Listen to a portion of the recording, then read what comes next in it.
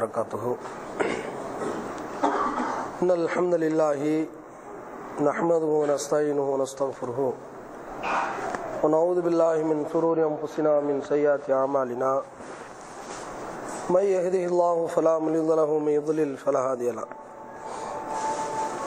व अशहदु अन ला इलाहा इल्लल्लाह वहदहु ला शरीक लहु व अशहदु अन्न मुहम्मदन अब्दुहु व रसूलुहु अम्मा बअद।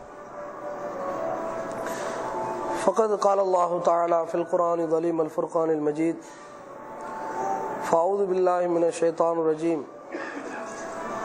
या अय्युहल्लज़ीना आमनू इत्तक़ुल्लाह हक़्क़ तुक़ातिही व ला तमूतुन्ना इल्ला व अंतुम मुस्लिमून। या अय्युहल्लज़ीना आमनू इत्तक़ुल्लाह व क़ूलू क़ौलन सदीदा युस्लिह लकुम अअमालकुम व यग़फ़िर लकुम ज़ुनूबकुम व मन युतिइल्लाह व रसूलहु फ़क़द फ़ाज़ फ़ौज़न अज़ीमा। क़ाल नबी सल्लल्लाहु अलैहि वसल्लम इन्न अस्दक़ल हदीस किताबुल्लाह व अहसनल हदी हदी मुहम्मद व शर्रुल उमूरि मुहदसातुहा व कुल्लु मुहदसतिन बिदअह व कुल्लु बिदअतिन दलाला व कुल्लु दलालतिन फिन्नार। எல்லா புகழும் அல்லாஹ் ஒருவனுக்கு உரித்து, அவனது சாந்தியும் சமாதானமும் நம் உயிரிலும் மேலான நபிகள் நாயகம் ஸல்லல்லாஹு அலைஹி வஸல்லம் அவர்கள் மீதும் அன்னாரின் நல்லற தோழர்கள் தோழியர்கள் மீதும் இங்கே ஒன்றுகளும் இருக்கின்ற நம் அனைவர் மீதும் என்றென்றும் நின்றளவட்டுமாக. அல்லாஹ்வுடைய மாபெரும் கிருபையினால் நாம் இன்று தெரிந்து கொள்ள இருக்கிற செய்தி, அழைப்பு பணிக்கு அவசியம் எது வேண்டும், அழைப்பு பணி தான் நம்ம செய்கிறோம், அதுக்கு எது அவசியம் என்கிற செய்தியை இஸ்லாத்தின் பார்வையில் நம்ம சொல்ல இருக்கிறோம். முதலாவது, அழைப்பு பணி என்பது நேர்வழியை தான். அப்போ நேர்வழி என்றால் என்ன என்பதை முதல்ல எல்லாருமே தெரியணும். நாம் செய்யக்கூடிய இந்த கொள்கை சகோதரர்கள், இந்த ஜமாத் இயக்கம் செய்யக்கூடிய பணி, ஏகத்துவ கொள்கையை முஸ்லீம் சமுதாய மத்தியில், பிற சமுதாய மக்களுக்கு மத்தியிலும், கடவுள் இல்லைங்கிற மறுக்கக்கூடிய சமூகத்துக்கு மத்தியிலும், பல கொள்கை கோட்பாடு உடைய கொள்கை இல்லாதவர்களுக்கு மத்தியிலையும் பிரச்சாரம் செய்து வருகிறோம். உலக அளவுக்கு இந்த கொள்கை சவர்கள் இன்றைக்கு நிர்வாகம் அமைத்து, கிளை மாவட்டம், மாநிலம் என்ற மண்டலம் என்ற நிர்வாகம் அமைத்து இன்றைக்கு ஆயிரக்கணக்கான கிளைகளை ஒருங்கிணைத்திருக்கிறோம்.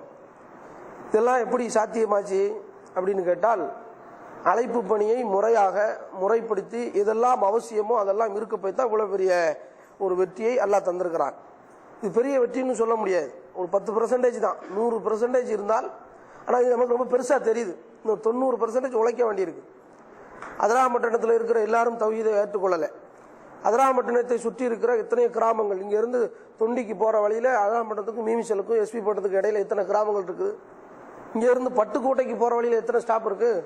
எல்லா ஸ்டாப்லையும் பிரச்சாரம் பண்ணமா போய் இங்கே அதிராமட்டத்துலேருந்து பட்டுக்கோட்டைக்கு போகிற வழியில், முத்துப்பேட்டைக்கு போகிற வழிக்கு இடையில எத்தனை குக்கிராமங்கள் இருக்குது சொன்னீங்களா? புதுக்கோட்டைக்கும் பட்டுக்கோட்டைக்கு வந்தால் 67 ஸ்டாப் இருக்குது. பஸ்ஸில் நம்ம வர்றோம், 67 கிராமங்களை தாண்டி தான் வர்றோம். அங்கெல்லாம் போய் சொன்னோமா? நம்ம நினச்சிக்கிட்டு இருக்க நம்ம ரொம்ப பெருசாக வளர்ந்துட்டோம், நம்ம ரொம்ப பிரச்சாரத்தை நம்ம பெரிய அளவுக்கு கொண்டு போய், நமக்கு தெரியுது 10% உழைச்சதே இவ்வளோ பெருசாக தெரிந்தால் நம்ம கடக்க வேண்டிய பாதை நிறையா. அப்போ அழைப்பு பணி, நாம் இந்த அமைப்பு, இந்த கொள்கை சவர்கள் நாம் செய்யக்கூடிய பணி நபிமார்கள் செய்த பணி. இனி நபிமார்கள் வரமாட்டார்கள், பெருமானார் சொல்லிட்டாங்க. அல்லாஹ்வுடைய தூதர் சொல்றாங்க, அன காத்தமுன் நபியின், நான் தான் நபிமார்களில் முத்திரையானவன். லாபாத நபியு வலா ரசூல், எனக்கு பின் எந்த நபியும் இல்லை ரசூலும் இல்லை என்று பெருமானார் ஸல்லல்லாஹு அலைஹி வஸல்லம் சொன்னாங்க. அப்படினால் என்கிட்ட இருக்கிற, எனக்கு இறைவனிடமிருந்து வந்த செய்தியை, இந்த வஹி செய்தியை ஒவ்வொரு முஸ்லீமும் பிற சமுதாய மக்கள்கிட்டத்திலையும், இந்த நேர்வழியை பெற்றுக்கொண்ட ஒவ்வொருவரும் நேர்வழியை பெறாத அத்தனை பேருக்கும் நீங்கள் எடுத்து சொல்லுங்கள். சபையில் சொல்றாங்க, கடைசி ஹஜ்ஜில் பெருமானார் ஒரே ஒரு ஹஜ் தான் செஞ்சாங்க, அது ஹஜ்ஜத்துல் விதா, விடைபெறும் ஹஜ் என்று ஹதீஸ்ல பார்க்கிறோம். ஏன் அப்படி ஒரு பேர் இருக்குன்னா, நபிகள் நாயகம் ஸல்லல்லாஹு அலைஹி வஸல்லம் அவர்கள் அந்த ஹஜ்ஜிக்கு அப்புறம் உயிரோடு இல்லை உலகத்தில். அடுத்து ஒரு வருஷத்துக்குள்ள, ஒரு 12 மாதத்துக்குள்ள பெருமானார் ஸல்லல்லாஹு அலைஹி வஸல்லம் மரணித்து விடுகிறார்கள். ஒரு வருஷத்துக்குள்ள, ஒரு வருஷம் கூட கடக்கல. அதனால அதுக்கு விடைபெறும் ஹஜ்ஜி. பெருமானார் அந்த ஹஜ்ஜோடு அவங்க மரணித்து விடுவதனால், இந்த உலகத்தை விட்டு பிரியறனால் விடைபெறும் ஹஜ்ஜத்துல் விதா அல்லது வதா என்றதுக்கு பேர் வருது. அப்ப ரசூலா சொல்றாங்க, லட்சக்கணக்கான தோழர்களை ஒருங்கிணைத்து என்னவெல்லாம் சொல்லணும் 23 வருஷ வாழ்க்கையை, அதான் இறுதி பேருரைலாம் கூட போட்டிருக்காங்க, எல்லாம் அங்கங்க சில இடங்களில் போட்டிருப்பாங்க. இறுதி பேருரை நடத்துறாங்க ரசூலா. அவங்களுடைய 23 வருஷ வாழ்க்கையை சார் விழிந்து எது சாரம்சமோ அத்தனையும் சொல்றாங்க. அதுல பெருமானார் சொல்லிட்டு, நான் உங்களுக்கு இந்த தூது செய்தியை மறைக்காமல் மாற்றாமல் உள்ளபடி எல்லாத்தையும் சொல்லிட்டேனான்னு கேட்கிறாங்க. அப்ப சகாபாக்கள் சொல்றாங்க, காலுபலாமா சொல்லிட்டேன் யார சொல்லா 3 தடவை கேட்கிறாங்க. ஏன்னா அவங்க செஞ்ச தூதர்னா அவருடைய பணியை நிறைவேற்றணும். பணி நிறைவேற்றினா தான் அவரு அந்த கடமையை நிறைவேற்றினாலா அல்லாஹ் மற்ற மறுமையில பதில் சொல்ல இயலும். பெருமானார் கேட்கிறாங்க. அப்ப 3 தடவையும் சகாபாக்கள் ஆமா நீங்க சொல்லிட்டீங்க, உள்ளபடி என்ன அல்லாஹ் சொன்னானோ அதை மறைக்காம மாத்தாமல் இருப்பதை அப்படியே சொல்லிவிட்டீர்கள், நாங்க அதுக்கு சாட்சி. அப்ப ரசூலா சொல்றாங்க, அல்லாஹ் மஷஹத், இறைவா இதற்கு நீயே சாட்சி. சபையில முன்னிலை வைத்துக் கொண்டு லட்சம் சகாபாக்களை வைத்து பெருமானார் சொல்லுகிறார்கள், அல்லாஹ் மஷஹத், அல்லாஹ் மஷஹத், அல்லாஹ் மஷஹத், இறைவா நீனே இதற்கு சாட்சி, நீதான் இதற்கு சாட்சி, உன்னை தவிர சாட்சி இல்லை என்று 3 தடவை சாட்சி சொல்றாங்க. அதுக்கப்புறம் ரசூலா சொல்றாங்க, எல்லாம் முடிஞ்சிருச்சு, இந்த மார்க்கம் இதோடு நிறைவேறி விட்டது, பரிபூர்ணமாகி விட்டது, எனக்கு பின்னால் இனி ஒரு தூதர் வரமாட்டார், இனி தேவைப்படாது, கியாமத்து நாள் வரைக்கும் உள்ள எல்லா கருத்துக்களும் இதில் சொல்லப்பட்டாச்சு, திருமறை குர்ஆனும் என்னுடைய வழிகாட்டுதல் தான் இஸ்லாத்தின் அடிப்படை, எல்லாத்தையும் சொல்லிட்டு சொல்றாங்க, வல்லியு அன்னி வலவ் ஆயா, என்னிடத்திலிருந்து ஒரு செய்தி கிடைத்தாலும் நீங்கள் அதை பிறருக்கு எடுத்து சொல்லிவிடுங்கள், கட்டாயம்ங்கிறாங்க. இணை வைப்பது தப்பு, இஸ்லாத்துல இல்ல, தர்காவுக்கு போறது நிரந்தர நரகத்துக்கு உரிய பாவம், ஒரே ஒரு செய்தி மட்டும் தான் தெரியுது. இந்த ஒரு செய்தியை தெரிந்தவுடன் முஸ்லிம் இன்னொரு சொல்லிடணும். உங்களுக்கு விரலசிக்கணும்னு தொழுகையில ஒரே ஒரு ஹதீஸ் தெரியுது, இந்த ஒரு ஹதீஸை நீங்க சொல்லியே அவனு மத்தாள்கிட்ட, இன்னும் ஒரு ஆள் நெஞ்சில தக்பீரத் ஹதீஸ் மட்டும் தெரியுது, அந்த ஒரு ஹதீஸ் தெரிஞ்சாலும் போய் சொல்லிடணும். கணவன் மனைக்குள்ள கடமையை பற்றி ஒரு ஆளுக்கு தெரியுது, வேற எதுவுமே தெரியாது, அந்த ஒரு கடமையை போய் சொல்லிடணும்.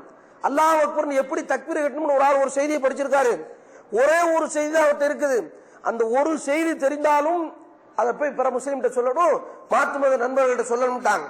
அப்ப ஒரு செய்தி என்னிடத்திலிருந்து கிடைத்தாலும் அதை பிரச்சாரம் பண்ண வேண்டியது ஒவ்வொரு முஸ்லீம் கடமை, தௌஹீத் ஜமாத்துக்காரங்க மட்டும் கடமை இல்ல, ஒவ்வொரு முஸ்லீமுக்கும் கடமை. உண்மையான நேர்வழியில் இருக்கிற அத்தனை முஸ்லீம்களும் இதை செய்ய, நம்ம அதை செய்யறதுக்கு நிர்வாகத்தை தேர்ந்தெடுக்கும், தலைவர், செயலாளர், பொருளாளர், கிளை, மாவட்டம், மாநிலம், ஒருங்கிணைக்கிறதுக்குத்தான் இதை செய்யறமே தவிர ஒருங்கிணைக்காமலும் செய்யணுங்கிறது மார்க்கம். ஏன் அப்படி செஞ்சா என்ன ஆகும்? அதே ரசூலா சொல்றாங்க. எப்படி சொல்றாங்கன்னா, ருப்பமும் பல்லகின் அவ்வாமின் சாமி, யார் என்னிடத்திலிருந்து ஒரு செய்தியை கேட்கிறாரோ, இன்னைக்கு நீங்க இந்த சபையில கேட்டிருக்கீங்க என்கிட்ட செய்திய, சகாபாக்களை பத்தி சொல்றாங்க, நீங்க இன்னொரு ஆளுக்கு இந்த செய்தியை போய் சொல்லுத, நீங்க சொல்றாரு உங்களுடைய சிறந்தவரா இருக்கலாம், உங்களோட அறிவாளியா இருக்கலாம், உங்களுடைய விவரமாக இருக்கலாம், கேட்பவரை விட சொல்பவரை விட கேட்பவர் தலை சிறந்தவராக இருக்கலாம், விவரம் மிக்கவராக இருக்கலாம். நான் ஒரு சட்டத்தை உங்களுக்கு சொல்றோம்னா, நீங்க சிவில் இன்ஜினியரா இருக்கலாம், டாக்டரா இருக்கலாம், அக்ரிகல்ச்சர் ஆபீசரா இருக்கலாம், தொழிலதிபரா இருக்கலாம், நல்ல வியாபாரியா இருக்கலாம், ஒரு ஃபுட்பால் சாம்பியனா இருக்கலாம், உலகத்துல பெரிய அறிவு படைத்தவரா இருப்பிய. நான் ஒரு செய்தியை சொல்றோம்னா என் உலகத்துல சொல்லுவேன், இஸ்லாத்துல உலகத்தை இல்லாத சொல்ல மாட்டேன், நான் ஒரு திங்கிங்ல சொல்லுவேன். நீங்க அதை எத்தனை துறை இருக்கு இஸ்லாத்துல, உலகத்துல பல துறையில நீங்க அலசுவி, இந்த செய்தி நம்ம துறைக்கு வாய்ப்பு இருக்கா? அப்ப ஒரு செய்தியில லட்சம் பிரச்சனைகளுக்கு தீர்வு கிடைச்சிடும். அதனாலதான் ரசூலா சொல்றாங்க, சொல்பவரை விட கேட்பவர். நான் உங்கள்ட்ட சொல்றோம்னா நீங்க கேட்கறீங்க, என்னை விட தலை சிறந்தவர்களாக நீங்கள் இருப்பீர்கள். எனக்கு தெரியும், நான் தான் பெரிய அறிவாளி நினைச்சு பேசக்கூடாது. பெருமானார் ஸல்லல்லாஹு அலைஹி வஸல்லம் சொல்லத்தான் சொன்னாங்க, கேட்கிறவர் நம்மளை விட தலை சிறந்தவராக இருக்கலாம், அவ்வாமின் சாமி, கேட்பவரை விட தலை சிறந்தவராக, மனநத்தன்மை உடையவராக, விவரம் மிக்கவராக இந்த உலகத்தில் இருக்கலாம். அதனால செய்தியை வாங்கி வீட்டுக்குள்ள வச்சிடாதீங்க, பிரச்சாரம் பண்ணி விடுங்கள் என்று சொல்லி சகாபா அன்னைக்கு இருந்த உம்மத்தை வளர்ந்தார் ரசூலா காலத்துல, அத்தனை பேருக்கும் பொறுப்பை சாட்டுறாங்க. அந்த லட்சம் சகாபாக்கள் உலகத்துல விதைத்ததுதான் இன்றைக்கு 220 கோடி பேர் முஸ்லிம்கள். புரிஞ்சுக்கணும், இஸ்லாத்து நமக்கு எப்படி வந்துச்சு தமிழ்நாட்டுக்கு? கேரளக்கரை வழியாகவும் இன்னைக்கு இஸ்லாம் தமிழ்நாட்டுக்கு வருது. கேரளக்கரை நீங்களே சாபி மதுவை போய் சார்ந்தவர்கள், சாபில இருந்து இஸ்லாத்துக்கு வந்தவங்க, எங்க மாதிரி ஊர்கள் கடற்கரை இல்லாதவங்க ஹனபில இருந்து இஸ்லாத்துக்கு வந்தாங்க நாங்கெல்லாம். இப்ப இன்னைக்கு ரெண்டையும் சேர்த்து ஒரே இஸ்லாம் ஆக்கிட்டோம், தௌஹீதுன்னு. இப்படிதானே ஷாபி ஹனபி மதுஹபுகளை பிரித்துக் கொண்டு இஸ்லாத்துல வழிகட்ட கொள்கைகளை தரீக்காக்களின் பெயராலும் பல கொள்கைகளை பிரிஞ்சு கிடந்தோம். ஷாபியாக்களுடைய வரலாறை எடுத்து பார்த்தோம்னா அரபி ஷேடிங்ல உள்ள ஆளுக்க எப்படி இன்னைக்கு மூஞ்சி, அவங்களுடைய தோற்றங்கள், அவங்களுடைய இயல்புகள் எல்லாத்தையும் பார்த்தா அரபி ஷேட்ஸ் வரும். எப்படின்னு கேட்டா அந்த பூர்வீகம் கேரளக்கர் அரபிக்கடல் வழியாக இஸ்லாத்தை இங்க கொண்டு வந்து சேர்த்தவர்கள் சகாபாக்கள். இந்த ஏர்வாடி இப்ராஹிம் சாஹிப்னு சொல்றாங்கல்ல, அவருடைய வரலாறு இன்னும் பரிபூர்ணமா எடுக்கப்படல. அவர் ஒரு தபா தாபினா இருக்கலாம்னு இன்னைக்கு சொல்றாங்க. அவரை போய் அவளியாண்டு கும்பிட்டுக்கிட்டு இருக்கான். ஏர்வாடி இப்ராஹிம் சாஹிப் இருக்காரு, அவர் ஒரு தபா தாபினா இருக்கலாம். ஆய்வு இன்னைக்கு முடியாம இருக்கு அந்த ஆய்வு.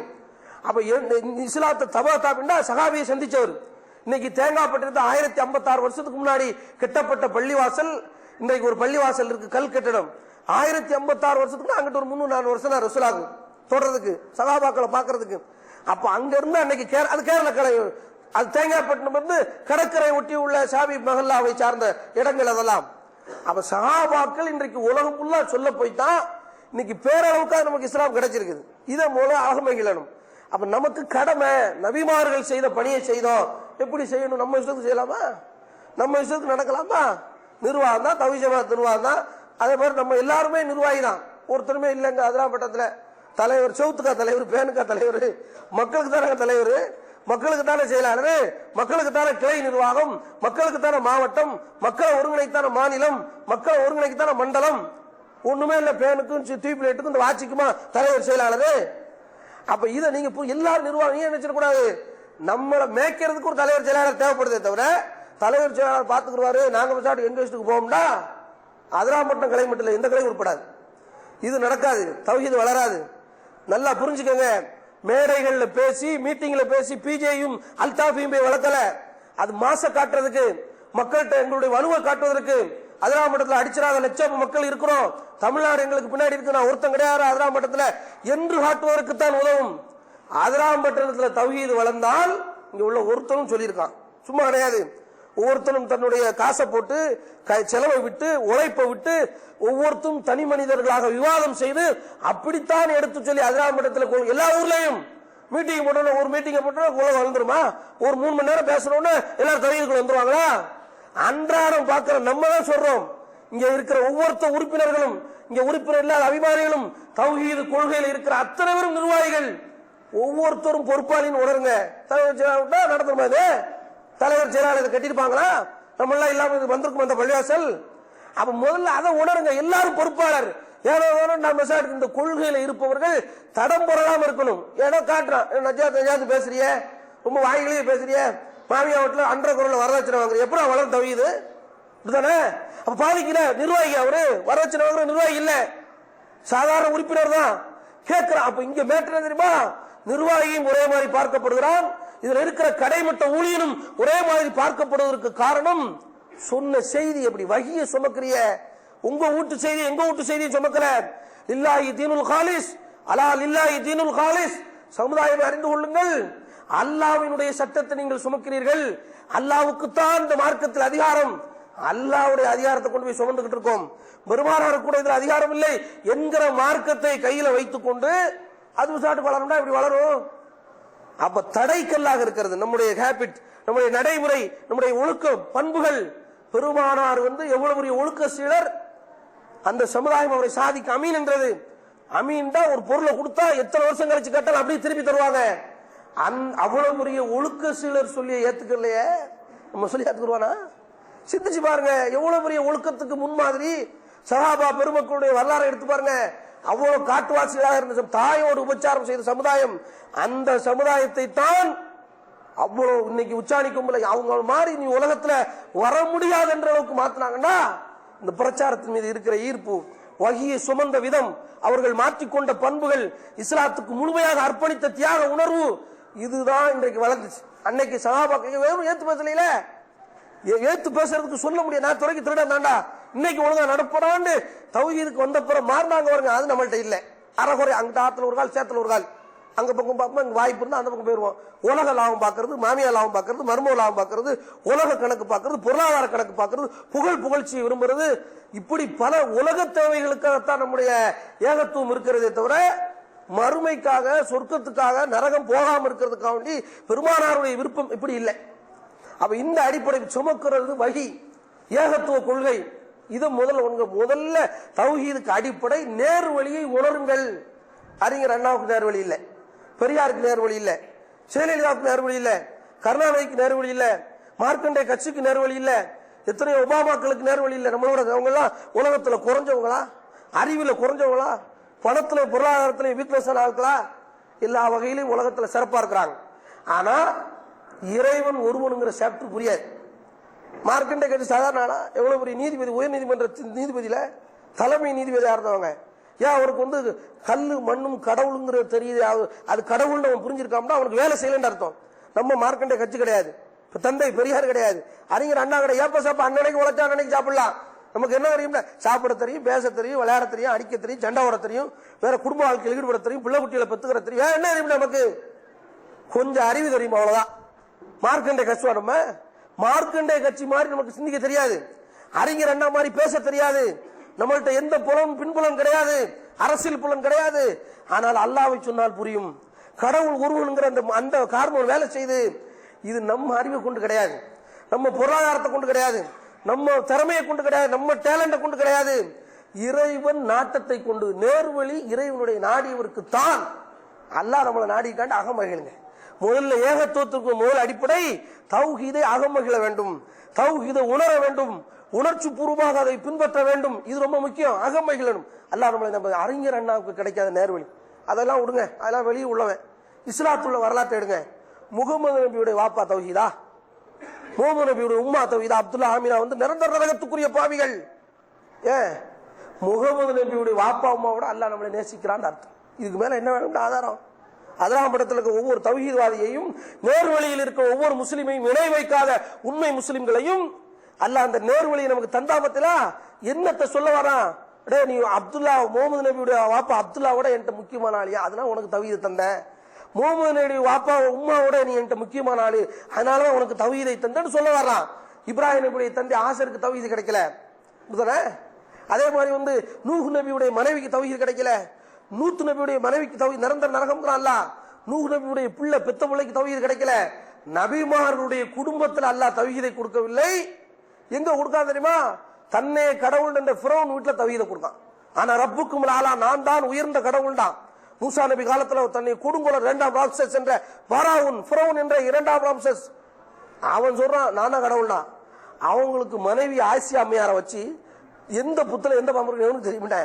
அல்ல எங்கவே தவிர இஸ்லாத்தின் மிகப்பெரிய எதிரி கடவுள் என்று அவனோட இவ்வளவு லட்சம் ஒபாமாக்கு சமம், ஆயிரக்கணக்கான சார்ஜ் புஷ்களுக்கு சமம், அவ்வளவு பெரிய கொடுங்கோல் பண்ண அவன் வீட்டுல அல்ல தவீதை கொடுக்காம ஆசியா அம்மையார் அவர்களுக்கு புகாரி ஹதீஸ் மத்த கிரந்தங்கள் எடுத்து பாருங்க. அகமத ஆசியா அம்மையார் சொன்ன திருமறை குர்ஆன் வசனத்தை அப்ப அல்லாஹ் நாடுறான். இஸ்லாத்தின் எதிரி வீட்டுல தௌஹீது, இஸ்லாத்தை பிரச்சாரம் பண்ற உயிரை கொடுத்து பிரச்சாரம் பண்ண நபிமார்களுடைய பெற்றோர்களையும் மனைவி மக்களையும் நிரந்தர இஸ்லாத்தின் எதிரிகளாக இறைவன் தேர்வு செய்திருக்கிறார் என்றால் நம்ம அறிவு கொண்டு இல்லைன்னு முடிவுக்குவாங்க. நபிமார்கள்ங்கிற சிறப்பு கொண்டு இல்ல, நபியா இருந்தா வாப்பா நபியா இருந்தா மௌன தௌஹீதாக்கிடுமா? அல்லாஹ்வுடைய ரைட்ஸ். அப்ப இறைவன் அதிகாரத்தை பயன்படுத்தி தன்னுடைய அதிகாரத்தை இந்த நேர்வழியை புரிய வச்சா பாருங்க. மிகப்பெரிய இது ஒண்ணு போதுங்க வாழ்நாளுக்கு. இதுக்கு தான் நோம்பு மாசம்ங்கிற அல்லாஹ். லிதுக்மிலுல் இத்தத வலிதுகப்பிருல்லாஹ அலா மா ஹதாக்கும் வலஅல்லக்கும் தஷ்குரூன். அல்லாஹ் உங்களுக்கு செய்த நேர்வழிக்காக, உங்களுக்கு தந்த நேர்வழிக்காக, தௌஹீதுக்காக, ஒரு இறைவனை வணங்க வேண்டும்ங்கிற இந்த நம்பிக்கைக்காக அவனை நீங்கள் பெருமைப்படுத்துவதற்கும் நன்றி செலுத்துவதற்கும் தான் இந்த மாதம் என்று அழகா ரமலானை பத்தி பேசுறான். அதுக்கு தான் இந்த மாசமா. வாழ்நாள் முழுக்கிறதுக்கு நன்றி. இந்த ஒண்ணு கண் இல்லாம காது இல்லாம நொண்டியா முடமாக மாற்றுத்திறனாளியாக கிட்னி கூட இல்லாம இருக்கலாம். உலகத்துல ஒரு கிட்னி தான் போது வாழ்ந்துடலாம். மனைவி மக்கள் கூட இல்லாமல் வாழலாம். தௌஹீத் இல்லாம வாழ்ந்தா அதோ கதிதான், மறுமையில நிரந்தர நரகம். கண் இல்லாம இருக்கும் சொர்க்கம் போறதுக்கு தடையா? காது இல்லாம இருக்கும் சொர்க்கம் போறதுக்கு தடையா? நுண்டி கையா இருக்குது, நுண்டியா இருக்கிறனால நான் சொர்க்கம் போறதுக்கு தடையா? தௌஹீதா இல்லாட்டால் சொர்க்கம் போக தடை. அப்ப உலகத்துல எந்த அருள் வேண்டாலும் இல்லாம இருக்கலாம், இறைவனை புரிகிற ஏகத்துவ அருள் இல்லை என்றால் உலகத்துல பிறந்த வேஸ்ட். அப்ப முதல்ல பிரச்சாரத்துக்கு அவசியம் இந்த தௌஹீதை உணருங்க. அல்லாஹ் தந்திருக்கான், நம்ம கையில இல்ல. அல்லாஹ் நினைச்சாம்னா எப்பனாலும் உருவிடலாம். தக்க வைக்கிறதுக்கு என்ன வழிங்கிற அந்த கவலை, அந்த எண்ணம் உள்ளத்துல இருந்தால் நம்மளுடைய எல்லா நிலைப்பாடுகளும் சீர் செய்யப்படும், நம்முடைய பண்புகள் மிளிரும், நம்ம நல்லவர்களாக மாறலாம், தௌபா செய்யக்கூடியவர்களாக இருக்கலாம், கரடு முரடுங்கிற அந்த பண்பு மாறும். பொதுவா நான் அதெல்லாம் மட்டும் பார்த்த வகையில் நம்ம பொய் சொல்ல உடச்சி பேசணும். இல்லாட்டா வாய்ப்பு கிடைக்கல, நாளைக்கு சாவம் செய்யலாம், சாவாம இருக்கலாம். எனக்கு கிடைக்குமோ நான் சொல்லிட வேண்டியது. எந்த ஊர்ல என்ன இருக்கா அதை சொல்லிட்டு போயிட வேண்டியது, அவ்வளவுதான். ஷாபியாக்கள் பொதுவாக ஷாபியா இருந்து இஸ்லாத்துக்கு வந்தவங்க. ஷாபியாக இருந்தா அவங்ககிட்ட சாஃப்ட் கேரக்டரா இருக்கும், ஆனா அதெல்லாம் மட்டும் கொஞ்சம் ஹார்ட் கேரக்டரா தெரியும். நம்ம ஹனபிகள் தான் கொஞ்சம் ஹார்டா இருப்பாங்க பொதுவாக. ஏன்னா பொதுவாகவே ஹனபிகள் வந்து கீழ்ஜாதி மக்களாக இருந்து இஸ்லாத்துக்கு வந்தவர்கள் வரலாற்றில் பார்த்தோம்டா. இஸ்லாமி கீழ்ஜாதி மேல் ஜாதி இஸ்லாத்தில் கிடையாது, நம்மளாம் ஒன்று தான். சரிதானா? ஆனால் இயற்கையில இந்தியாவில் ஆய்வு செய்தால் ஹனபிகள் கொஞ்சம் கரடு முரடானவர்கள், ரொம்ப வீரதரமானவர்களாக, மறவர்களாகவும் தேவர்களாகவும் பிற ரொம்ப அது போன்ற மக்களாக இருந்து இஸ்லாத்துக்கு வந்தவர்களாக இருப்பார்கள். ஷாபி மஹல்லாவை பொறுத்தளவு இந்த ஆரம்பத்திலே அரபி ஷேடா இருக்கனால மலையாள கரல வழியாக இருக்கு. நீங்க பாத்தீங்கன்னா ரொம்ப சாஃப்ட் கேரக்டரா இருப்பாங்க. அதனால மட்டும் கொஞ்சம் ஹார்ட் கேரக்டர் மாதிரி தெரியுது நம்ம பார்த்த வகையில். நம்ம பழகுறோம், பல தரப்பட்ட மக்களோட பழகுறோம், கிழவர்களோடையும் பழகுவோம், குமரனோடு பழகுவோம், நடுத்தர வயசோட பழகுவோம், எல்லாரோடையும் பழகுவோம், பேசுவோம், கலாச்சாரத்தை எல்லாம் ஆய்வு செய்யக்கூடிய ஆளா இருக்கனால அப்போ யதார்த்தமா சொல்றேன். சரிதானா? இது எல்லாத்துக்குமே பொதுவாக தனிப்பட்ட நிர்வாகியோ பொதுவாக சொல்றேன், நான் எல்லாத்தையும் நம்ம ஆய்வு செய்யல, நம்ம பார்த்த வகையில் அப்படி இருக்குது. யாராக இருந்தாலும் ஹனபி ஷாஃபிங்கிற சப்ஜெக்ட் இல்லை, சில விஷயம் சகாபாக்களோட கரண்டு போடாங்க. நம்ம இப்படி இருந்தாங்க தெரியுமா? சகாபாக்கள் ரொம்ப கரண்டு போனாங்க. 120 ஆண்டு காலம் குலப்பெருமை பேசி போர் செய்த சமுதாயம் இந்த சமுதாயம். யார் தெரியுமா? அவுஸ் ஹஸ்ரத் குலத்தார்கள் 2 பேரும் காஃபிர்களா இருக்கிறாங்க. மதீனாவுக்கு ரசூலா வர்றாங்க. ஒருத்தன் தாய் வழி சோரன், இன்னொருத்தன் தந்தை வழி சோரன். எங்க வாப்பா வழியில் உள்ள ஆள் அவுஸ், எங்க உம்மா வழியில் உள்ள ஆள் ஹஜ்ரத், சம்பந்த வழி. சரியா? 120 ஆண்டு காலம் கொலை செய்து கொண்டிருக்கிறார்கள். எதுக்கு தெரியுமா? ஏதோ பாட்டனார் 13 தலைமுறைக்கு முன்னாடி நடந்த சண்டையை பேர் சொல்லுவான். அரபிக்காரனுக்கு ஒரு பழக்கம் இருக்குது, 13 தலைமுறை பேரை சொல்லுவான். எனக்கு அப்படி சொல்ல தெரியாது. நம்மளுக்கு யாருக்கா சொல்லுவோம், வாப்பா பேர் நம்பி சபர்லாமி, பாட்டனார் பேரு இஸ்மாயில் ராவ் தம்பியா, அதுக்கப்புறம் முப்பாட்டனார் பேரு மஸ்தாம்பியா, நான் பாட்டனார் யாருன்னு தெரியல, அவன் எப்படி இருப்பான் 5வது பாட்டனார். 13 பாட்டனார் பேரை சொல்லி கொடுப்பானுலாம். எதுக்கு சொல்லி கொடுப்பான்னு கேட்டா, 13 தலைமுறைக்கு முன்னாடி நம்ம சங்கம் அறுத்திருக்கான், அவன் விடக்கூடாது, இப்படி பிள்ளைகளுக்கு போதிப்பானா. அவ்வளவு பெரிய காட்டு முராண்டி சமுதாயம். அவுசும் ஹசரத்தும் இஸ்லாத்தை ஏற்றுக்கொள்வது, இந்த வகை செய்தியை சுமக்க கொடுக்கிறார்கள் பெருமானார் ஸல்லல்லாஹு அலைஹி வஸல்லம். கொடுத்தா சமீனா அத்தானா, 2 பேரும் அப்படி 2 பேரும் அவ்வளவு இணக்கமாக 13 நூற்றாண்டு காலம் சேர முடியாத வரலாறு. திருமறை குர்ஆனும் பெருமானுடைய வழி செய்தியும் ஒரு நிமிஷத்துல அந்த தௌஹீதை வச்சு சேர்க்கிறாங்க.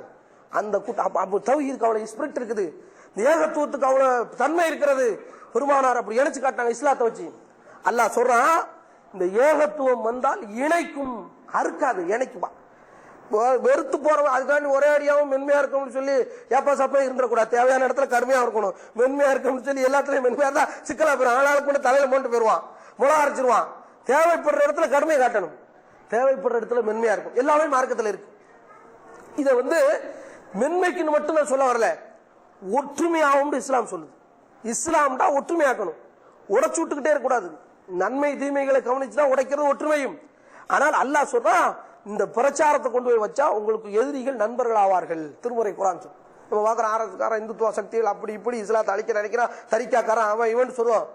போய் சொல்லுங்க, உங்களோட அல்லாஹ் சேர்ப்பாங்கிறான். சொல்ல வேண்டிய வேலை நம்ம வேலை, சேர்க்க வேண்டிய வேலை அல்லாஹ் வேலை. குறைஞ்சபட்ச தௌஹீதுக்கு வராட்டாலும் ஒரு எதிரி குறைஞ்சாம்னு அர்த்தம். அப்படியே வாங்கல, ஒரு எதிரி குறைஞ்சிருவான்ல, எதுக்க மாட்டான். அவன் செஞ்சுட்டு போன அவன் கொள்கை நமக்கு என்னையா, இந்த நாட்டில் எல்லாரும் எப்படினாலும் நடக்கலாம் என்ற அளவுக்கு ஒருத்தன் வந்துட்டாலே நம்ம பிரச்சாரம் சக்சஸ் அர்த்தம். நம்மளை எதுக்குற வெட்டனும் குத்தம் நிக்கிறவன்ட்ட போய் பேசி இஸ்லாத்தை சொன்னீண்டா எதிரியை குறைக்கிற வேலை தாங்க இந்த இஸ்லாம்.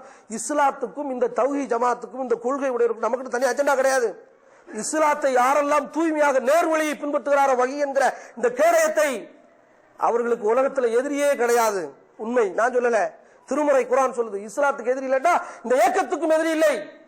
எதிரி மாறி தெரிவான் சில காலத்துக்கு, எல்லாம் சில காலம் தான். அவனை போட்டு பூஸ்ட் பண்ணி கரெக்ட் பண்ணி இஸ்லாத்தை போய் சேர்த்துட்டோம்னா எதிரி இல்ல வைக்கல. இஸ்லாத்துக்கும் இஸ்லாத்தை உண்மையாக நேசிப்பவர்களுக்கும் எதிரியே கிடையாது. வரலாற்றுல எல்லா எதிரியும் ஒண்ணு சேர்க்க வேலை தான் செஞ்சிருக்கு. திருமுறை குர்ஆன் சொல்லுது, வஅத்தஸ்மு பிஹபிலில்லாஹி ஜமீஅன், நீங்கள் அல்லாஹ்வின் கயிற்றை அனைவரும் பற்றி பிடிங்கள், அல்லாஹ்வின் கயிற்றை அனைவரும் பற்றி பிடியுங்கள். வலா தஃபர்ரகு, நீங்கள் பிரிந்து விடாதீர்கள். வதுகுரு நிஅமத்தல்லாஹி அலைக்கும், அல்லாஹ்வுடைய அருளை நீங்கள் நினைத்து பாருங்கள். இது குன்தும் ஆதான் ஃபஅல்லப பைன குலூபிக்கும் ஃபஅஸ்பாத்தும் பிநிஅமத்தி இஹ்வானா, நீங்கள் நிரந்தர எதிரிகளாக இருந்தீர்கள். இந்த சம்பவத்தை தான் ரசூலுல்லாஹ் சொன்னாங்க. இந்த ஹவுஸ் கஸரத் குலத்தார் இருக்க 130 வருஷம் சண்டை போட்ட இந்த சமுதாயத்தை இந்த வசனம் பேசுது. இது குன்தும் ஆதான், நிரந்தர எதிரிகளாக இருந்தீர்கள். ஃபஅல்லப பைன குலூபிக்கும், உங்களுடைய உள்ளங்களில் ஒரு நேசத்தை, பிணைப்பை, பாசத்தை, ஒற்றுமையை ஏற்படுத்தினான். ஃபாஸ்பாத்தும் பிநிஅமத்தி இஹ்வானா, இறையருளால் நீங்கள் உடன் பிறந்த சகோதரர்களாக மாறினீர்கள். இஹ்வானன் குன்தும் அலா ஸஃபா ஹுஃப்ரத்தின் மினன் நார் ஃபஅன்கதகும் மின்ஹா, எப்படி தெரியுமா, நீங்க நரகத்தின் விளிம்பில் இருந்தீர்கள், அல்லாஹ் உங்களை அதிலிருந்து காப்பாற்றினான். எப்போ? நிரந்தர நரகத்தின் படுகொலியில கிடந்தீங்க, தௌஹீதை கொண்டு காப்பாற்றினான். உடன் பிறந்த சௌர்களாக மாறினீர்கள். நம்ம ஷாஃபி ஹனபி கம்பெனி, நான் ஷாஃபி ஹனபியா இருந்தவன். இன்னைக்கு அதராமட்டத்துக்கான எனக்கு என்ன சம்மந்தம் இல்லை. முத்துப்பேட்டையில் ஒரு சகோதரன் கைது செய்யிட்டு போறான்னா கடையனூரில் இருக்கிற எங்களுக்கு ஏன் ஊறுது? மேலப்பாளையத்தில் ஒருத்தனை அடிக்கிறாங்கண்டா போட்டு அந்த வீடியோ பார்த்தீங்களா? உலகெங்கும் இருக்கிற இந்த ஏகத்துவவாதிகளுடைய உள்ளத்தை பதபதைக்கு ரத்தத்தை கொதிக்க வைக்குது. ஆம்பூர்ல ஒரு நிகழ்ச்சினால் ஏன் இந்த கொள்கைக்கு இருக்கிற அந்த வலு, இந்த கொள்கை ஏற்படுத்திக்கிற ஒற்றுமை யாரு? நீங்கள் யாரு சம்பந்தம் வரவா? ஏதாவது கொடுக்கல் வாங்கலாம்? உங்க வீட்டுல பொண்ணு கட்டினா எனக்கு மாப்பிள்ளை வந்தீங்களா? உங்க சொத்து நம்ம பார்ட்னர் வியாபாரத்துல என்ன சம்பந்தம்? எனக்கு அதிராப்பட்டத்துக்கும் மேலப்பாளையத்துக்கும் மெட்ராஸ்காரனுக்கும் துவையில் இருக்கிறவனுக்கும் ஓரிரை கொள்கை என்கிற சம்பந்தம் பெருமானார் ஸல்லல்லாஹு அலைஹி வஸல்லம் சமுதாயத்தை சொல்ல என்ன சம்பந்தம் உங்களுக்கு எங்களுக்கும்? அன்கதக்கும் நரகத்தின் விளிம்பில் இருந்தீர்கள், பல பிரிவுகளாக கிடந்தீர்கள். மார்க்கத்தின் பெயரால், ஆன்மீகத்தின் பெயரால் இந்த ஏகத்துவத்தை வைத்து உங்களை ஒரு அணியில் இறைவன் திரட்டுகிறான். பிரிக்கிற மாதிரி தெரியும், ஆனா சேர்க்கறதுக்கு அல்லாஹ் நம்மளை பார்த்தா என்னடா நஜார்காரன் வந்து சமுதாயத்தை பிரிச்சுட்டாங்கிறான். முதல்ல போலி ஒற்றுமை. அவன் தண்ணி அடிச்சுக்கிட்டு விபச்சாரம் பண்ணிக்கிட்டு திருடிக்கிட்டு எல்லா தில்லுமுள்ளும் பண்ணிக்கிட்டு ஒற்றுமையா இருந்தான். அல்லாஹ் அதை பிரிச்சு பிரிச்சு பிரிச்சு பிரிச்சு ஒன்னா எடுத்து திரும்ப சேர்த்தான் பாருங்க ஒரு அணில. இந்த ஒற்றுமை யாரால் உடைக்க இயலாது. சாவுறதுக்கு எதிர்கொள்கின்ற கூட்டம், வகுன் இல்லாத கூட்டம். பெருமானார் சொல்றாங்க, அகமதுல பதிவு செய்யப்பட்டுச்சு. என்ன செய்தி? வகுன் எந்த சமுதாயத்தில் இல்லையோ அவர்கள் இந்த சமுதாயத்தை ஆழ்வார்கள். பெருமானாருக்கு மாகு வகுன், வகுண்டா என்னன்னு கேட்கிறாங்க. இந்த எந்த கூட்டத்துக்கு, இந்த கூட்டத்துக்கு தனி மனுஷனுக்கு இல்ல, பெருமானார் சொல்றாங்க, எந்த கூட்டத்துக்கு உலகத்தின் மீது பற்றற்ற தன்மையும் மரணத்தின் மீது ஆசையும் இருக்கிறதோ இதுதான் வகுன் என்று பெருமானார். இவங்களுக்கு தான் வகுன் இல்லையா? மரணத்துக்கு பயம் இருந்து உலகத்தின் மீது பற்று உங்களுக்கு அதிகமாக இருக்குமானால் மறுமையை விட நீங்கள் வகுன், உங்கள்கிட்ட குழப்பம் இருக்கிற உங்களுடைய உள்ளம் பலகீனமான ஈமான், இந்த கூட்டத்தை வச்சு ஜெயிக்க முடியாது. மரணத்தை நேசிக்கிறவர்களாக இருக்கிறவர்கள் தலை சிறந்த தலைவர்களாக இருப்பார்கள். பெருமானார் ஸல்லல்லாஹு அலைஹி வஸல்லம் சொல்றாங்க, உலகத்தின் மீது பற்றற்ற தன்மை, மறுமைக்காகத்தான் இந்த உலகத்தை நேசிக்கணும் என்ற அந்த அடிப்படை உடையவர்களாகத்தான் சமுதாயத்தை வழிநடத்த இயலும். விட்டு கொடுக்காம இந்த தௌஹீதை நிலைநாட்டி கொண்டு வழிநடத்த முடியும் என்று பெருமானார் ஸல்லல்லாஹு அலைஹி வஸல்லம் சொல்றாங்க. இது எந்த சமுதாயத்தில் இருக்குதோ அந்த சமுதாயம் ஜெயிக்கும். தோக்குதான். இன்னைக்கு சவுதி அரேபியாவை பத்தி நம்ம எழுதணும். வகுன் இருக்குது, உலகத்தின் மீது இருக்க அவன் சொகுசு வாழ்க்கையும் ஆடம்பர வாழ்க்கையும். எந்த பெருமானார் கண்ட சமுதாயத்தில், பெருமானார் உருவாக்கிய பூமியில மரணத்தின் மீது பயம். அவன் கண்ணுல நல்லாரு தெரியுதை பாக்குறோம். எவன் யூதனும் கிறிஸ்தவனும் அவனுக்கு கண்ணுக்குள்ள விரல விட்டுக்கிட்டு ஆட்டிக்கிட்டு இருக்கான்டா. இந்த ரெண்டுல சோடையா இருக்கிறான். இன்னைக்கு அரபு கண்ட்ரி 59 நாடுகள் இருக்குது. ஏன் பிரிஞ்சு கிடக்கிறிய? பிரிஞ்சு கிடக்குங்க விடுங்க, அரசியலுக்காக அப்படித்தான் இருப்பான். கொள்கையிலேயே உன்னால உங்களை ஒரு கொள்கை தானே ஏன் சேர முடியல? என்ன எல்லா பேல்ட்டையும் சொல்லி வச்ச மாதிரி இருக்கு. மரணத்தின் ஒரு யூத கிறிஸ்தவம் வந்து நம்மளை ஆட்சி செஞ்சுக்கிட்டு இருக்காங்கிற இந்த அடிப்படை அக்கறை கூட இல்லாத காரணம் மரணத்தின் மீது இருக்கிற செத்துருவோங்கிற பயம், உலகத்தின் மீது இருக்கிற அந்த ஈர்ப்பு. இதுதான் அந்த சமுதாயத்தை அப்படி பலகீனமாக்கி வச்சிருக்கு. இதை அவன் பயன்படுத்திக்கிட்டான். மத்தவங்க செஞ்சுட்டான், எதிரிகள் பயன்படுத்திக்கிட்டான். எந்த சமுதாயத்தில் இது இருக்குதோ எவனுக்கும் பயப்பட மாட்டான். அல்லாஹ்வை தவிர யாருக்கும் பயப்பட மாட்டான். அப்ப இதை பெருமானார் சொல்றாங்க. இப்படி ஒரு சமுதாயத்தை பெருமானார் அவங்களுக்குள்ள ஒற்றுமை இருக்க குறையாது, அவ்வளவு ஈர்ப்பு தன்மையா இருக்கும். அது அல்லாஹ் திருமறை குர்ஆன்ல சொல்லித்தரான். அதே மாதிரி அல்லாஹ் சொல்றான், நீங்கள் நன்மையும் தீமையும் சமமாகாது. நீங்கள் அழகிய முறையில் இந்த இஸ்லாத்தை எடுத்து சொல்லுங்கள். உங்களுக்கும் யாருக்கும் பிரச்சனை இருந்ததோ, எதிரிகள் என்று நீங்கள் யாரை நினைத்தீர்களோ, உங்களை எதிரிகள் என்று யார் நினைத்தார்களோ, இதல்லதி பைனக பைனஹு கன்னஹு வலியுன் ஹமீம், நெருக்கமான நண்பர்களாக மாறிவிடுவார்கள். தௌஹீதை சொன்னா எத்தனை முறை சொல்ல வரலாற்றுல நம்மளை எழுத்தவர்கள், நாங்களாம் எழுத்தவர், நம்மளாம் எழுத்தவன். அதிராபட்டத்தில் ஒருத்தன் சொல்லியிருப்பான், அத்தனை பேர் எழுத்தவன். எத்தனை பேர் மேடைகளில் கல்லை விட்டு அடிச்சவன், எத்தனை பேர் வால் போஸ்ட்டை கிழிச்சவன், எத்தனை பேர் பெட் மாஸ்டர் ரைட்டை கொண்டு அடிச்சவன், மேடையில் தீ வச்சவன், எத்தனை பேர். நம்மளாம் அவ்வளவு எதிரிகளாக இருந்தோம். உண்மைக்கு போய்க்கில்ல, கடுமையா எதிர்த்தோம். ஹனபி மதுஹப்ல இருக்கும்போது எவெல்லாம் எதுக்கான அவெல்லாம் தவிர்த்து வரான். நல்லா கடுமையா எதிர்த்தாள். ஒவ்வொரு ஊர்லையும் என்னடா சொல்ற குழப்பம் பண்ற அப்படிலாம் பேசி கடுமையாக எதிர்த்தாலும் சண்டை ஓட்டாலும் கலவரத்தை தூண்ட ஆளுக்க அல்லாஹ் உனக்கு வாடா உன்னே தான் உன்ன மாதிரி ஆளத்தாண்டா தேடுறேன் அப்படின்னு சொல்லி அல்லாஹ் எங்க ஒண்ணு தவிர வைக்கிற மத்தியில நியாயத்தை பேச நினைக்கிறப்ப எதுக்குறோம். அப்ப இப்படி உமர் எப்படி தவிர்த்து வந்தார் வரலாறு எடுத்து பாருங்க. முகமது நபியுடைய கூட்டத்தை அடிச்சுக்கிட்டு இருக்காங்க. உமர் வந்து நல்ல வீரர்.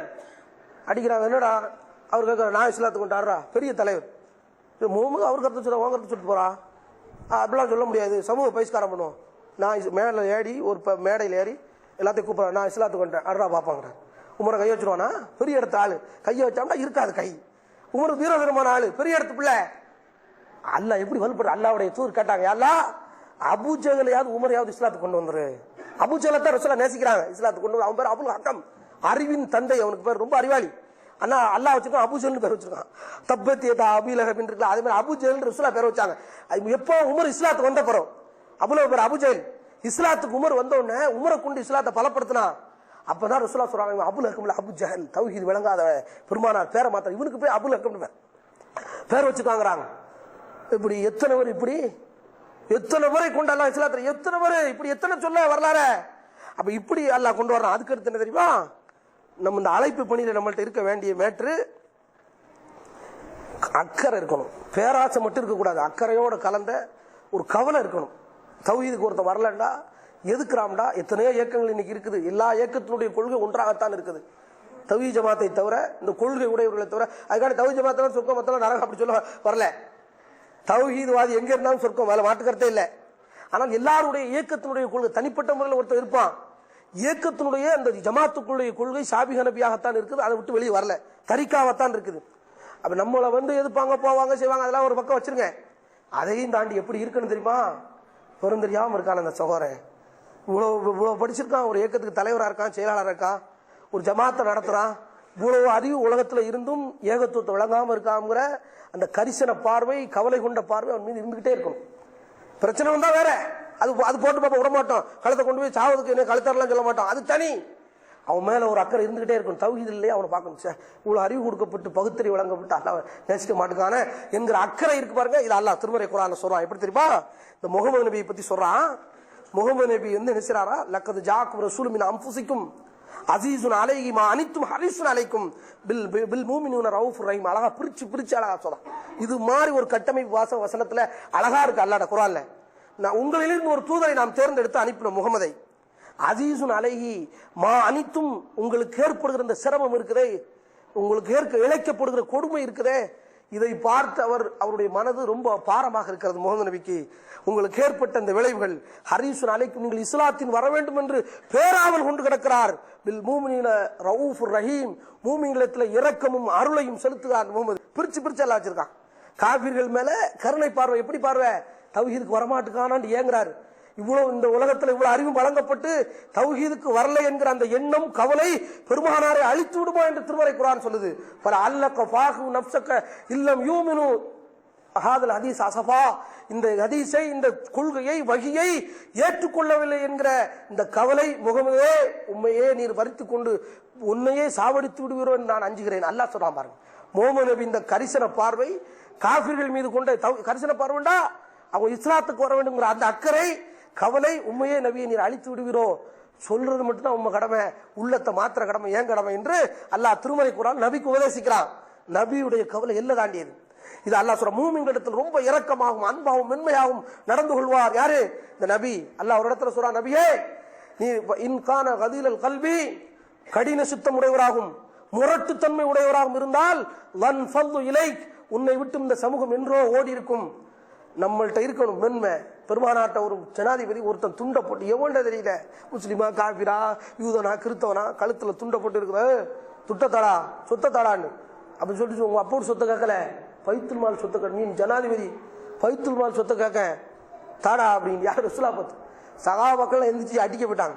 அங்கிட்டு போ, எனக்கு தெரியாதா, அல்லாஹ்வுடைய தூதர் ஒரு நாட்டு, நீங்க எனக்கு வாள் பிடிச்சி சுத்துறாளு, எனக்கு திரும்ப அடிக்க தெரியாதா? பெருமானார் சாகர வரைக்கும் வாழ் தூக்குனாளு, மாவீரன் பெருமானார், அவங்களுக்கு அடிக்க தெரியாதா? திருப்பி அங்கிட்டு பா, கேளுப்பா, என்ன கேட்கவேன், உனக்கு அந்த உரிமை இருக்கு.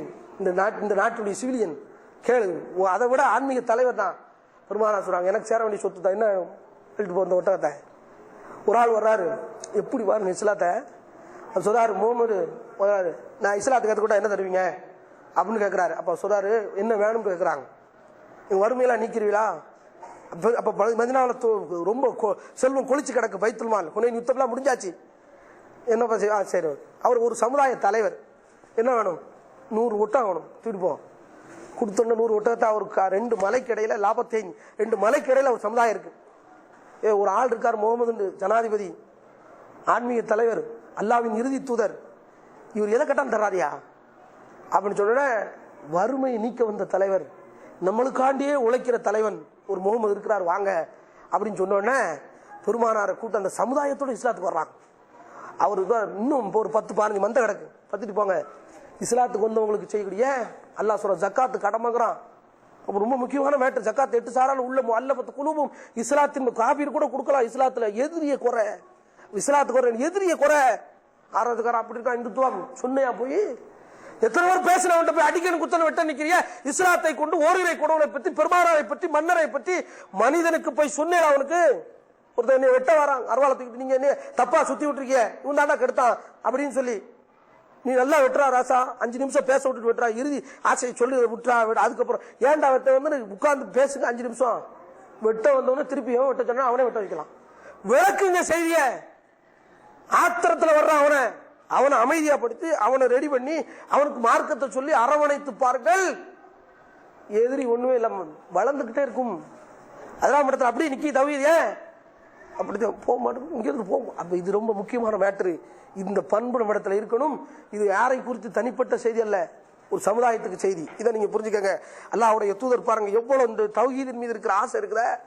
மக்காவில் அட்டி பின்னி எடுக்கிறாங்க, மதீனாவுக்கு போறாங்க, மதீனா தாயிஃபுக்கு போறாங்க. இந்த ஊர்ல அதிராம்பட்டினம் சரி வராது, மீமிசலுக்கு போகணும் அப்படி போறாங்க ரசூலா. தாயிஃபுக்கு, மக்கா தான் அதிராம்பட்டினம், மீமிசல் தாயிஃப்னு வச்சுக்கோங்களேன். அப்படின்னு நடந்து ரசூலா போறாங்க. அங்க உள்ள தலைவர்கள்ட்ட முதல்ல பேசுறாங்க. அவங்க என்ன தெரியுமா, எல்லாரும் இஸ்லாத்துக்கு வர்ற மாதிரி பேசி வச்சுட்டு நபிகள் நாயகத்தை வெளியே அனுப்பிட்டு, வெளியூருக்கார நம்ம ஊர்ல இருந்து பிரச்சாரம் பண்ணுதான் உற்றாத அட்டி பின்னி எடுத்து சிறுவர்கள் கையில கூழாங்கற்களை கொடுத்து தெருக்களில் இருபுறம் அமர்ந்து பெருமானாருடைய காலை பதம் பார்க்கிறது. அவருடைய கல் ரசூலுல்லாஹ்வுடைய கரண்டை மொழி எல்லாம் பேர்க்கப்பட்டு ரத்தம் வடிகிறது. அப்படியே ஒரு இடத்துல வந்து படுத்து கிடந்து அப்படியே ஒரு காஃபிருடைய தோட்டத்துக்கு வெளியில ரசூலுல்லாஹ் மயக்க நிலையில கிடக்குறாங்க. அரை மயக்கம். ஜிப்ரீல் வானத்திலிருந்து வர்றாரு. அஸ்ஸலாமு அலைக்கும் யா முஹம்மது, உங்கள் மீது அல்லாஹ்வுடைய சாந்தி உருவாகட்டும் சொல்லிட்டு, அல்லாஹ் முகமது நபியை தண்டித்த இந்த சமுதாயத்தை அழிக்க முடிவெடுத்து விட்டான். உங்க பதில் தான் அல்லாஹ் எதிர்பார்க்கிறான். மலக்குல் ஜிபால், மலைகளுக்கு தனி மலக்குமார் இருக்காங்க, அவங்கள பொறுப்பாளரா போட்டு போறேன். ஏன்னா அவர் தான் நிர்வாக மலக்குமார்களுக்கு தலைவர் அவர் தானே ஜிப்ரீல். அவர் வந்து பணியை ஒப்படைச்சிட்டு போறாரு. என் டிபார்ட்மெண்ட் இருக்க மலைக்கு கல் இருக்கிற மலைக்குள்ள மலக்குமார்கள் ஒப்படைச்சிட்டு போறேன். அழிக்க வேண்டும் என்றும் அழிக்க வேண்டாம் என்பது முடிவு எடுப்பது உங்க விருப்பம். விட்டுட்டு போறாரு. மலக்குல் ஜிபால் வந்துட்டாங்க. சொல்லுங்க யார சொல்லலாம், உங்க விருப்பத்தை சொல்லுங்க. இந்த தாயிஃப் நகரம் 2 மலைக்கு மத்தியில இருக்கு. 2 மலையை நசுக்க அல்லாஹ் சொல்லி தந்திருக்கான். அப்படி மலைக்கு இடையில பெருமானார் சொல்றாங்க, பல் இதுக்கா என்ன அல்லாஹ் தூதர் அனுப்புறான். அர்ஜு யஹ்ருஜல்லாஹ் யுஹ்ரிஜல்லாஹு மின் அஸ்லாபி மை யஅபுதுல்லாஹ் வலா யுஸ்ரிகு பி ஷையா. இன்னைக்கு அப்பம் பாட்டை இன்னைக்கு அடிச்சு என்னை துவைச்சிருக்கலாம். நாளைக்கு உன்னுடைய சந்ததிகள்ல தௌஹீதை ஏற்றுக்கொள்ள வேண்டும். நான் கரசிற பார்வை கொண்டிருக்கிறேன். தூதர் அனுப்பிட்டு சாவடிக்க சொல்லுங்க. நான் தூதர் வந்தேன், இதுக்கா என்னை தௌஹீத இந்த கொள்கைக்கா இல்ல என்ன அனுப்புறான். அல்லாஹ் வந்து முகமது நபி அடிச்சோடனே தூதர் அடிப்பியான்னு கோவம் வந்துருச்சு அல்லாஹ். நான் எதுக்கு அனுப்பின தூதர் மேல கையை வைப்பேன். அல்லாஹ்வுடைய கோபம் தப்பு கிடையாது, நியாயம். ஆனால் பெருமானாருடைய கரிசன பார்வை இருக்க, இன்னைக்கு இவன் போயிருவான், நாளைக்கு இவனுடைய சந்ததி தௌஹீதை வர வேண்டும் என்று நான் ஆசைப்படுகிறேன். இந்த சமுதாயத்தை இப்படி விட்டு அப்ப அடிச்சவன எதிரியை கூட இந்த தௌஹீது மேல நம்முடைய இலக்கு அதான். எவ்வளவு பெரிய எதிரியா இருக்கலாம், எவ்வளவு பெரிய இந்துத்துவ கொள்கையில இருக்கலாம், அவர்களையும் ஈர்த்து இந்த கொள்கையில சேர்த்து இந்த கொள்கையில் இருப்போம் என்றால் நிச்சயம் என்றைக்காவது ஆட்சி நமக்கு கீழே வரும். அதுல மாற்று கருத்து இல்லை. ஆட்சிக்கு அலையக்கூடாது. இந்த கொள்கைக்கு முகமது பெருமான் ஆட்சி இல்லாத எத்தனை தூதர்கள் உலகத்துல காசு பணத்தையும் பொருளாதாரத்தையும் உலக ஆட்சியத்தையும் மரண பயத்தையும் நீங்கள் வெறுத்தீர்களானால் எல்லா ஆட்சி நம்ம காலடியில போட காலுக்கு அடியில வரும் இந்த உலகம். அப்ப பெருமானாருக்கு அவ்வளவு பெரிய சாம்ராஜ்ய கூட்டம் தான் தௌஹீத் மீது இருக்கிற ஈர்ப்பு இப்படி வரலாற்றுல பாக்குறோம். இது ரொம்ப முக்கியமான மேட்ரு. பெருமானார் மாற்று மதத்தவர்களுடைய நண்பர்கள்ட்ட பழக்கம், போற இடமெல்லாம் செல்லும் இடமெல்லாம் திசையெல்லாம் தௌஹீது, அவ்வளவு ஈர்ப்பு இந்த தௌஹீத். அப்ப நம்மளுடைய இலக்கு ஒருத்த அதிராம்பட்டத்தில் இணைவைப்பவனாக இருந்தாலும் அந்த ஒருத்தனைக்கு இந்த தௌஹீதை சேர்க்கிற வரைக்கும் சின்ன சின்ன பிரச்சனைகள், மனஸ்தாபங்கள், அது இது சின்ன சின்ன இந்த மேட்ரு இதுல எல்லாம் பெருசா எடுக்கக்கூடாது. தட்டி விட்டு போய்கிட்டு மனுஷன் அப்படித்தான் இருப்பான். சின்ன சின்ன விஷயத்தை பெருசா படுத்தணும்னு வச்சுக்கோங்களேன். நிர்வாகத்துக்குள்ளேயோ மாவட்டத்துக்குள்ளேயோ கிளைக்குள்ளேயோ மனிதருக்குள்ளேயோ தலைமைக்குள்ளேயோ எல்லாம் தான் நம்ம எல்லாம் தான் நிர்வாகம். நம்ம இல்லாட்டா கிளைன்னு வருமா, மாவட்டம் வருமா, கிளையே இல்ல மாவட்ட தலைவர் ஒருத்தர் சொல்லிக்கிறவானா, மாவட்டம் இல்ல மாநில தலைவர் ஒருத்தர் பீத்திக்கிறவானா, சவுத்துக்கா தலைவர், மண்ணுக்கு செடிக்குமா தலைவர், மனுஷனுக்கு தானங்க தலைவர். அப்ப எல்லாம் சேர்ந்து நிர்வாகம். அத்தனை பேரும் நிர்வாகத்தில் இருக்கிறீர்கள். குல்லுக்கும் ராயின் குல்லுக்கும் மசூலுன் அன் ரய்யத்தி, உங்களில் ஒவ்வொருவரும் பொறுப்பாளர்கள், பொறுப்புகள் பற்றி மறுமையில் விசாரிக்கப்படுவீர்கள். இந்த கொள்கையில் உள்ள அத்தனை பேரும் பொறுப்பாளர் இருந்தா முழுமையாக ஓட அந்த பக்கம் போ. இதான் மாற்று கருத்துல கிடையாது. அப்ப தெளிவா இருந்தோம், இருக்கிறவங்க தெளிவாக இருக்கணும். அதே நேரத்தில் கருணை பார்வை இருக்கணும், அரவணைக்கிற தன்மை இருக்கணும், மென்மை போக்கு இருக்கணும். அதே நேரத்தில் கண்டிக்க வேண்டிய இடத்துல கண்டிக்கணும், லூஸ் விட்டுறக்கூடாது. தப்பு செய்யும் போது சிரிச்சுக்கிட்டு மென்மைன்னு இருக்கக்கூடாது. அப்போ அதுல கடுமையா இருக்கணும். தப்பு செய்யும் போது கண்டிக்கும் போது கடுமையா இருக்கணும். இப்படி எல்லாம் ஒரு சேர இருக்க வேண்டும். எனக்கு தௌஹீது தான். மற்ற சின்ன சின்ன பிரச்சனைகள் அந்த பக்கம் தூக்கி விட்டு இந்த காலை கேட்டு அந்த காலை விட்டுட்டு தௌஹீதை இந்த பேணுவதற்கு அனைவரும் ஒன்று சேருவோம், ஒருங்கிணைவோம். இந்த தௌஹீதை ஒரே இலக்கை நோக்கி பயணிப்போம். அப்படிப்பட்ட பயணத்தில் அல்லாஹ் நமக்கு ஏற்படுகிற சிரமங்களை குறைத்து சோதனையிலிருந்து காப்பாற்றுகிற நல்ல மக்களாக அல்லாஹ் நம் அனைவரையும் ஆக்கி அருள் புரிய வேண்டும். வாகனம் அப்துல்லாஹி இப்ராஹிம். அஸ்ஸலாமு அலைக்கும்.